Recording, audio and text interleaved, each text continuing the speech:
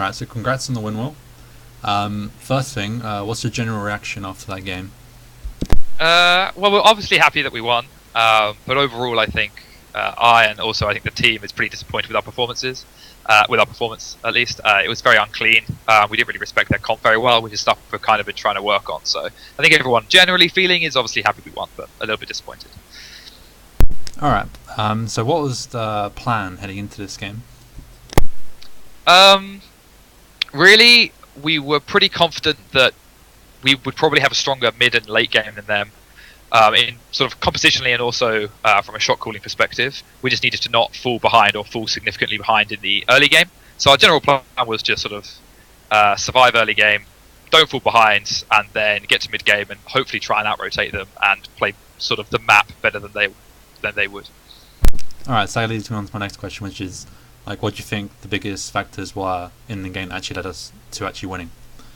Sure. So, I mean, I think we pretty much did what we wanted to do. I think we just fell behind a little bit too much early and didn't respect their comp, which is what I was sort of saying earlier. But the reasons we won, I think, was just because we were more proactive in trying to make plays, and also with our sort of objective-based plays around the map. I think we were just the ones forcing things, but then they were the ones having to react. Usually the team that is proactive just has an advantage over the reactive team.